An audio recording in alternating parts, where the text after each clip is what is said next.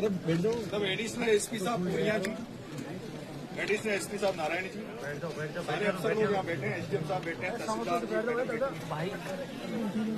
तो इन्होंने कहा कुछ बातें हम अंदर से अलग से बात करना चाहते हैं। अगर आपकी सहमति बन जाए, तो उसके बाद हम आगे बढ़ेंगे। अभी हमारी 4-5 मुद्दों पे इनसे बात हुई अंदर। एडिशनल साहब पूनिया जी ने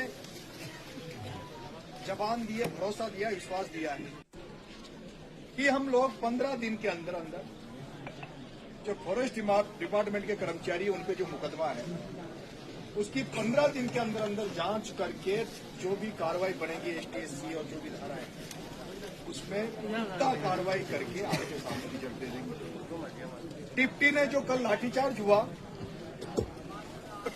उस लाठीचार्ज के पीछे किसका क्या रोल था वो वीडियो सब हमारा कलेक्ट कर लेंगे और उस डिप्टी की जांच भी आईजी लेवल पर, किस लेवल पर, आईजी लेवल पर डिप्टी साहब की जांच करा के उस रिपोर्ट को भी हम 15 दिन से पहले आपके सामने रख देंगे, लेकिन डेडलाइन इन्होंने 15 दिन की।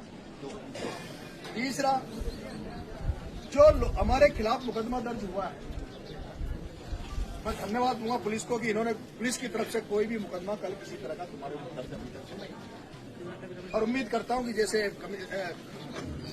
पुनिया जी कह रहे हैं तो आगे भी कोई दर्ज मुकदमा पुलिस की तरफ से नहीं किया जाएगा।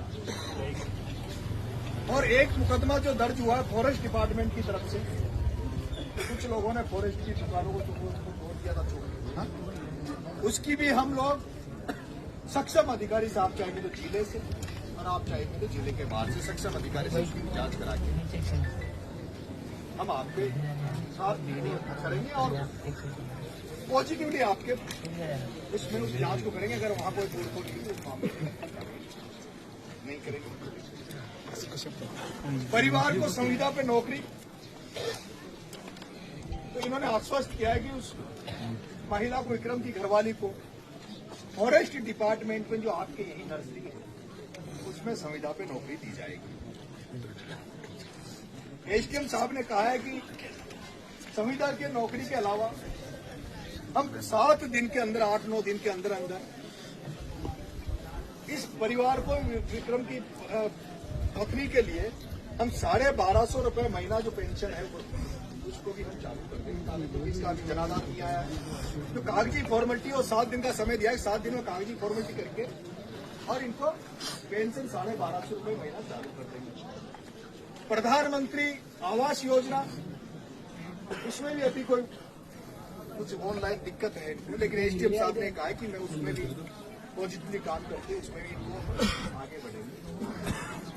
और जो मुआवजे की बात हम कर रहे हैं उसमें प्रशासन की तरफ से वो इन्होंने कैसे किया कैसे नहीं, जन सहयोग से, अपनी जन भागीदारी से इन्होंने करके 21 लाख रुपए का योगदान तो यहाँ का प्रशासन दे रहा है।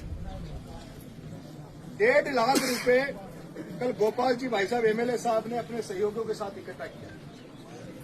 21 लाख तो प्रशासन की तरफ से, 1.5 लाख रुपए गोपाल जी भाई साहब के सहयोग की तरफ से।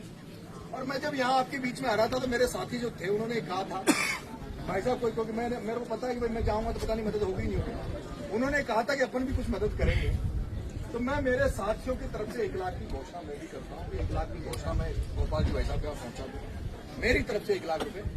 तो 1.5 लाख भाई साहब गोपाल जी की तरफ से हो गया, 1 लाख मेरी तरफ से हो गया। उम्मीद करता हूँ भाई राकेश भी आया, बहुत सारे यहाँ भामा साहब, वो जो ऑनलाइन कुछ नहीं चलाएंगे, ऑफलाइन जिसको भी ये है परिजनों की मदद करता है, कोई 11,000 21,000 जो भी मदद करना चाहे वो आप इसकी मदद करें ताकि इनका दुख दर्द कम हो सके। मैं यहाँ आया था तो मैंने तो एक बात कही थी कि भाई मैं तो आपकी लड़ाई में शामिल होने आया हूँ, मेरी ये कोई लड़ाई नहीं है। परिजन संतुष्ट हो जाएंगे, आप लोग संतुष्ट हो जाओगे तो मैं अपने घर चला जाऊंगा। और जिस तरह से अभी परिजन भी सारी संतुष्टि, मेरे हिसाब से संतुष्ट है सारे लोग, भाई साहब गोपाल जी सारे। 1 लाख रुपए राकेश मीणा जो हमारे एनएसयूआई के पूर्व अध्यक्ष रहे हैं, मेरा मन है कि 25 लाख की मदद इनकी हो गई। अच्छा वो क्या है? मैं हाँ तो वो मतलब 1500 और बढ़ जाएगा। हर महीने देंगे दोनों बच्चों को।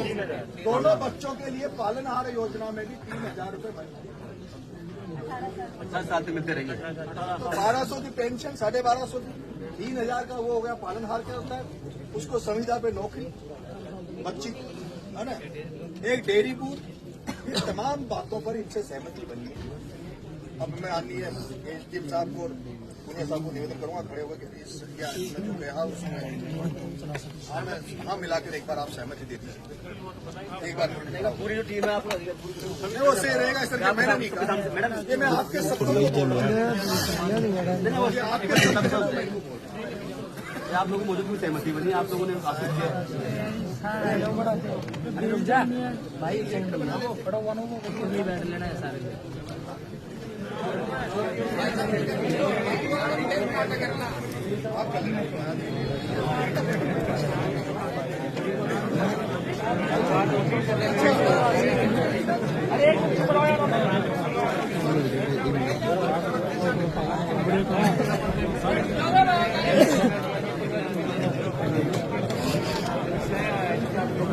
आवाज बना दी।